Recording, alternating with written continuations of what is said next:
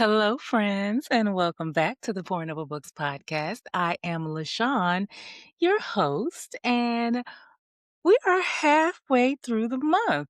I feel like this year is moving a little quicker than, say, last year did, at least for me. February also is such a short month, and it's Black History Month, so I always feel like I don't know, rushing to get everything done. I spent the weekend in bed, friends, and it was glorious. It rained nearly all day Sunday, and I was in heaven with good books and naps and pretending to watch things on Netflix. Note I said pretending because I didn't finish anything. Anyway, continuing with my Black History Month theme, today I want to talk to you about one of my favorite genres, and that is romantasy. It combines two of my favorite genres, fantasy and romantasy, and I just love it. But anyway, I read an article this weekend that got me thinking about this, and it's called, let me make sure I got it right. Let me make sure I got it right. The article is called "Is Fairy Smut Dumbing Down Literature?" Let's just pause right there. The name of the article made me grind my back teeth together. I saw this randomly online. Somebody on TikTok was discussing it, and I was like, "Wait, what?" I didn't believe it. So I had to go find the article. I had to go through all of these guardrails and sign up for a free trial to read the entire thing because I had to make sure that the article lived up to the title, you might as well say. And I wanted to make sure before I critiqued it, before I talked about it, I had read the entire thing. So, first of all, fairy smut, like they couldn't come up with a better title. Second of all, I guess it's provocative. But anyway, second of all, dumbing down literature? They have so many thoughts. But let me go ahead and summarize this article real quick for you. I will leave a gift link in the show notes. You probably will still have to go through all the drama I did, but I'll leave a gift link. My thoughts can be summed up by this one quote in this very, very long and unnecessary article. Let me find it. Much of the more critical conversation about romantasy is both elitist and misogynistic. Romantasy is a woman dominated interest, points out Phoebe. No one is giving the same level of criticism to sci fi, anime, or traditional male led genres like sci fi and traditional fantasy. Sci fi and traditional fantasy still outsell romantasy by about 5 to 1, which is predominantly a male, something that men read. There seems to be this narrative that because women enjoy reading romantasy, it must be dumb, unintelligent, or fairy porn. No one says that about Game of Thrones. And that quote right there, after you get past the slander, basically, of romantasy as something that is unserious and is dumbing down what people read, that is the gist of my thoughts. I also think that in a world where the majority of the country and even the world is not reading nothing. Do you know that stat? That stat where it was like last year, most Americans didn't, like under 50% of Americans read one book. I mean, come on. What? And then you mad about them reading fairy smut. And what gets me is I'm an avid reader of so-called fairy smut, and I can assure you that the majority of them, the sex is like takes up maybe 10% of the book. You know what I mean? Are the scenes graphic? Of course. But it's not the whole book. Now, there are some, if that's what you want to read, where, yeah, they getting into it from the first chapter. But that's not all there is. But like I said, we're at a point where the majority of the majority of people are not reading anything. And I feel like if someone actually wants to sit down and binge read the entire ACOTAR or Fourth Wing series in 1 week, why are we judging? If that's all they want to read is fairy smut, quote unquote, I hate the word smut. I have just concluded that right now. But frankly, as I was saying, if someone wants to read nothing but romantasy, nothing but smut, nothing but romantasy smut, why are we judging? Why is it any of our business? Why are we saying that it is now the death of literature because somebody don't want to read something serious. I mean, reading, yes, reading is for escapism, and romantasy really does, help with that endeavor. Not everyone wants to read a serious book. And I think that we forget all these serious people who always complain about literatures being left behind. Forget that Pride and Prejudice by Jane Austen was really a popular novel before it became literature. You know what I mean? People forget. Memories are short. But again, women. That's it. Anyway, this leads me to our discussion today. As this article proves, there is a lot of attention on romantasy now due to runaway hits like Fourth Wing and Anything Sarah J. Maas and several others are writing out there. Like there is literally a new romantasy series book that comes out every week now. Literally, you can have your pick. And it always amazes me because these are still universal bestsellers. Like they stay on the New York Times bestseller list, even when there's no new book. And yet, here we are. I've been reading the romantasy genre since before it officially had a name. And when most of it was YA, make that young adult. But what has always struck me about the genre is the lack of diversity, the lack of diverse representation in the characters. It is almost impossible to find a main character in romantasy who is not petite and white. Like she's always really tiny and he's always really big, but she's always white, or ambiguous. Yeah, don't forget that ambiguous. One of my goals for last year, and it has been a challenge to find romantasy books written by Black authors, but I've done it. Some of them I discovered by accident simply because I didn't know they were Black authors when I was reading them. Others I heard about through Black book talk grapevine. I heard through booksellers and books by authors who previously just wrote fiction started writing romantasy, which is like a relatively new thing. Everybody's trying to get in on it. However, I arrived here. Now that I found them, I thought I needed to share them with you, especially since it's Black History Month. But like I said, today I want to share some grown-up romantasy. There are spicy times, and some have spicy times in the first few chapters, and some we get a whole lot of yearning before we get to the sexy times. But all of them are just right. I love romantasy, like I said before, because it combines two of my favorite genres, romance and fantasy, together and makes a happy little pie. I always have liked it for the magical system. I love first book I remember really loving was Chronicles of Narnia because it was fantastical. It was something out of this world.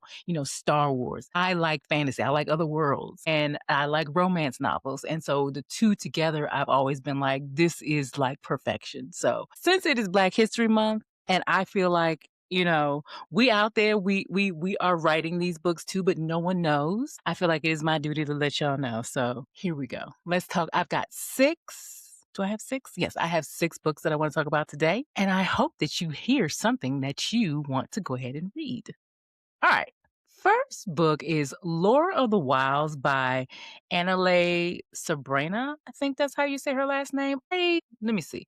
This book, let's see what it's about. In a land ruled by ruthless fae, 21-year-old Lore Amalou is trapped with her village in a forested prison. When their home is threatened, she makes a desperate deal, catalog an ancient cursed library that no fae can enter, and that might just kill her. Lore claims she's doing it for wealth, but what she's really after is something far more dangerous.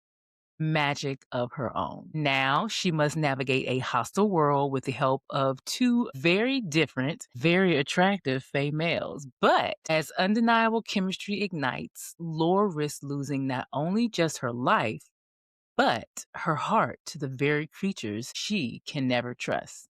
Now, I have seen this book around for years and thought it was YA. Not years, but I've seen it around for a while. And I thought it was YA and I kept seeing it. And finally I investigated and I'm like, this is not YA. This is regular romantasy. And I saw the author on Threads one day and she was like, I'm just trying to get my book out there. And I'm like, girl, say less, say less. The second book on my list is Our Vicious Oaths by N.E. Davenport, and let's talk about it. Princess Kadisha is a warrior bound to marry the Hyperion High King, a fate she despises. On her last night of freedom, she meets a dangerous stranger who gives her a taste of passion, the best taste of passion she's ever known. But come to find out, he's Malachi, the vengeful king of the Apollyon court, and he's using her to set a trap. On her wedding day, Malachi attacks, killing her father and taking Kadisha hostage. She strikes a deadly deal, help him lure and kill the high king, and he'll spare her people. Now, bound by an unbreakable Fey pact, they must publicly play lovers to provoke the High King's jealousy. But as the line between pretense and desire blurs, their attraction becomes just as dangerous as their enemy. Now listen. Now listen. I have this book and I am like in the middle of it. And y'all, you got to read this one. He has a grill, y'all. He has a grill. It's sexy. It's just good. It's good. Okay. Anyway, the next book on my list is The Book of Azrael by Amber Nicole. 1,000 years ago, Diana made a desperate bargain to save her dying sister, and a monster answered. Now she's bound to Caden, doing his bidding even as ancient creatures hunt her. Samkael was once known as the World Ender, a king who locked himself away after the Gods' War, abandoning his crown and the shattered remains of their homeland. But when those he loves are attacked, he's forced back into the one realm he swore never to visit, and discovers an enemy he thought imprisoned eons ago has returned. Now, these age old enemies must work together to save not only just their world, but every realm in existence. This is one of my favorite series ever. I have not read the latest book, but as we established, I love a morally gray character, especially when the female character is morally gray. I eat it up like catnip. I did not even know Amber Nicole was Black when I first read this. I did not find out until very recently that she was Black. And I was delighted. Delighted. Do you hear me? The next book on our list is Vicious Bonds by Shanora Williams. When a portal drags her to another universe, she's greeted by an angry wolf and a man with a gun, the ruthless monarch of one of the most vicious kingdoms in the world. The craziest part, they can hear each other's thoughts. Because of their unwanted telepathic bond, he agrees to help her find her way back to Earth. But their journey becomes a fight for survival through a world of danger, magic, and corruption. And there's a deadly complication. Their rare bond will make them powerful beyond measure the moment they mate, which means evil forces are hunting them to harness that power. For two people who can't stand each other, not mating should be easy, except something keeps pulling them together, an insatiable hunger neither can resist.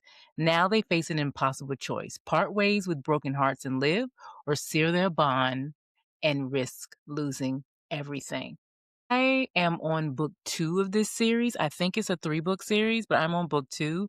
It's really good. The magic system is really unique. And as somebody who, like I have already established, reads a lot of these types of books, whenever something is unique, I am like, yes, thank you for your creativity. Okay. The next book is Son of the Morning by Okwege Emize. Let me tell you about this one. Tender-hearted Gailey was raised by the Kincaids, a formidable clan of Black women deep in the weeping willows of their ancestral land. She's always known she's different, that there's an old, unknowable secret around her very existence, until she meets Lucifer Hale. He's posing as security for her wealthy friend's family, but from the moment she lays eyes on him, Gailey knows he's not human. And from their first incendiary touch, Lucifer knows something that even Gailey doesn't, that she isn't human either. Enter Leviathan, Lucifer's most trusted prince of hell, ruthless and determined to eliminate Gailey before she brings disaster to those he loves. As unseen battles rage between hell, heaven, and earth, Lucifer and Gailey's attraction threatens to bring everything crashing down. Now the Gailey must decide if she'll step into her power and embrace the consequences, even as Kincaid's secrets clash with the Princes of Hell in this astonishing, seductive fantasy. This one is wild. There's no other word for it. I can't say any more without giving what's wild about it away. You read between the lines, you get it, and you'd be like, wait, excuse me? But yes, what you thinking? Yes. But this is the author of Who Gave Us You Made a Fool of Death with Your Beauty. So all I'm gonna say is you've been warned. She like mess, and her fantasy mess is just as messy and just as have you clutching your pearls as her regular fiction does. Like every book I've read of hers, fiction, I have literally been clutching my pearls the entire time. Like, what am I reading? The last book on my list is a new discovery. It's called The Last One by Rachel Housel Hall. Kai wakes up in a desolate land of sickness and unnatural beasts with no memory of who she is or how she got there. All she knows is that she must reach the Sea of Devour, or things will get even worse. When she witnesses the village blacksmith fight invaders with unspeakable skill, she accepts his offer to help. Too bad he's as skilled as annoying her as he is fighting. As Kai searches for answers, she only finds more questions, especially about the blacksmith who can ignite her body like a flame, then douse it with ice in his next breath. Because no one is what they appear to be in the kingdom of Vindrith, including the man whose secrets might be as deadly as the land itself. This is one I kept seeing it, and one day I clicked on it and was like, what is this really about? Let me read because it's a series. And I happened to see the author picture and I was like, she's Black. And I have immediately added her to my TBR. Okay. So that, like I said, that was 6 romantasy books that I think you should read, adult romantasy books. And I hope that you find something to add to your TBR. So let's move on to the currently portion of this podcast. What am I currently loving, friends? I am currently loving Jill Scott's new album. Listen, it's grown. It's grown. It's sexy, it's intelligence, and it is blackity black. It is perfect for Black History Month. Jill did her big one, y'all, on this one. Big one. I have been a Jill fan forever. The first time I heard Jill Scott was on the radio because I'm from DC. So first time I heard her, it was on the radio. I think it was PGC. It was like in the middle of the day because that's when they stuck the interviews of new artists. They stuck them in the middle of the day where you don't know who go hear it. But she was on there, and I think she was doing that interview on PGC, and they played "It's Love," which is a go-go infused song that was perfect to introduce her to DC. Go-Go is to DC as chicken wings and mumble sauce, and the fact that we would have voted for Murray and Barry every time, and the fact that every time we say Murray, Maryland with a distinct accent, you can hear it. If you don't know the history of Go-Go in DC, go educate yourself. In fact, I've left another lovely link in the show notes for you to go check out. Anyway, I sat in my car until the end of that interview and then cranked my car back up and drove to Circuit City. I'm showing my age, but drove to Circuit City and got her CD. I wore that thing out. I still wear that out 26 years later. That's all I'm going to say about that. Anyway, 26 years later, I switched over from buying CDs to downloading them. So I have been blasting this all weekend long, and it is glorious. It is just what I needed. It just made me so happy on Friday, driving around town, running my errands, listening to it. I can't even describe the feeling, but it was like pure joy on a beautiful fall spring-like day here in Atlanta. It was perfect. Anyway, what have I just finished reading? I've been reading romances that frankly don't warrant a conversation here. They're like basic romances that I've been seeing on Kindle Unlimited, just something to get me over my reading slump after reading 2 really good books in a row. Like I mentioned last time, I read If I Ruled the World by Amy Dubois Barnett and Daggermouth by H.M. Wolf, which literally destroyed me. Like the last 100 pages, I was like, what? I cannot sing the praises of that book enough. and I feel like I need to become an evangelist for it. It is currently on Kindle Unlimited for now. She's an independent publishing, and she's about to be traditionally published, so it will probably disappear from Kindle Unlimited soon. And right now, you cannot find like the independent version of the book out there in the wild. Like it sells out completely quickly. I'm probably going to try to go sometime this week and see if I can find it. Probably won't. But if not, I will wait until the traditionally published cover comes out and buy that too. The second book that I am now eagerly awaiting comes out later this year. And like I said, I am a televangelist for this book.